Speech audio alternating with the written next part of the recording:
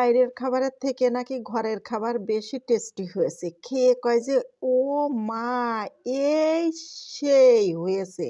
সেই টেস্টি।" চুমুকে, চুমুকে বসানি দিচ্ছে আর করছে, "সেই টেস্টি হয়েছে।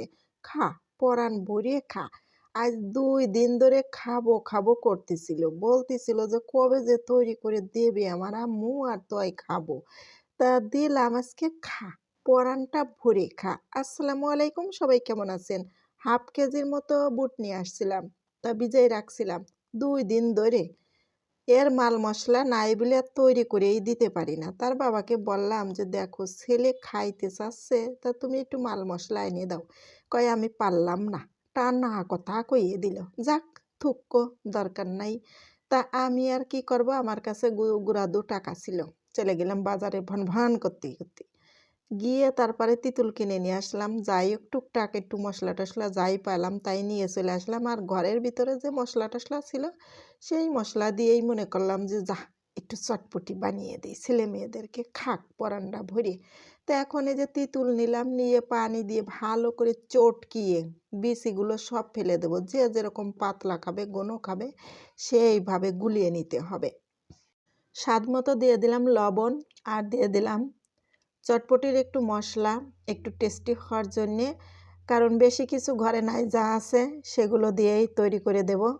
সামান্য একটু পেঁয়াজ কুচি দিলাম আর শুকনো মরিচ কুচি দিয়ে দিলাম ভাজাটা। আর হচ্ছে এখানে চিনি দিয়ে দিলাম, একটু মিষ্টি মিষ্টি লাগবে এরকম, আর পেঁয়াজ কুচি দিয়ে দিলাম। এখানে টেস্টি লবণ থাকলে দিয়ে দেবেন, কারণ আমার হাতের কাছে ছিল না, এই জন্য আমি দিতে পারি নাই। কারণ বললাম না যে অনেক কিছু ছাড়াই কিন্তু আজকে রান্না করছি, তাই এখানে অল্প একটুখানি হচ্ছে জিরে বাটা আর হচ্ছে সামান্য একটু পেঁয়াজ, তাই আর কি একটু নেড়ে চেড়ে দিলাম।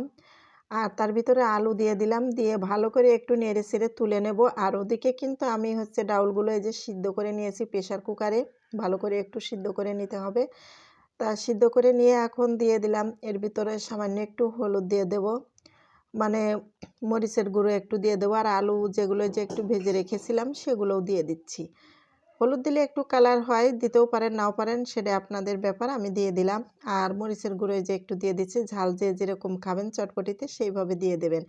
কারণ ঘরোয়া চটপটি কিন্তু রান্না করলে সবচাইতে ভালো লাগে, যে যত কথাই বলুক না কেন বাইরের চটপটি থেকে। আর এই যে চটপটির মশলা আনা হয়েছিল, এতেই তো টেস্টি বাড়িয়ে দেয়, সেই টেস্টি বাড়ানোর জন্য চটপটির মশলাটা দিয়ে দিলাম। এদিকে ধনিয়ার পাতা, পেঁয়াজ কুচি, তারপরে মরিচ কুচি সবগুলো দিয়ে দিছি এই যে। দিয়ে তারপরে ডিম সিদ্ধ করে রেখেছিলাম ছোট ছোট করে কেটে, সেগুলো দিয়ে দিলাম। দিয়ে ভালো করে নেড়েচেড়ে, কারণ রান্না করা হয়ে আসলে তারপরে কিন্তু এগুলো দিয়ে দিতে হবে। তো এগুলো দিয়ে তারপরে একটু নেড়েচেড়ে পরিবেশন করবেন। সেই মজা লাগে খেতে কিন্তু। এই দেখেন কালারটা কত সুন্দর হয়েছে না? কেন বাইরে তৈরি করে হাফ কেজি নিয়ে আসছিলাম।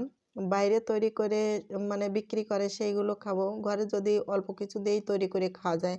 হাফ কেজিতে দেখেন ১ কড়াই হয়েছে। না হলেও ৫, ৭, ১০ জনকে খাওয়ানো যাবে। দেখছেন বাটি ভরে, ভরে দিচ্ছি। সবাই মজা করে খেয়ে নিচ্ছে। কি সুন্দর টেস্টি হয়েছে। ছেলেরা তো বলছে, "আম্মু সেই টেস্টি হয়েছে।" তা আপনারাও এরকম ঘরে তৈরি করে বাচ্চাদেরকে দেবেন।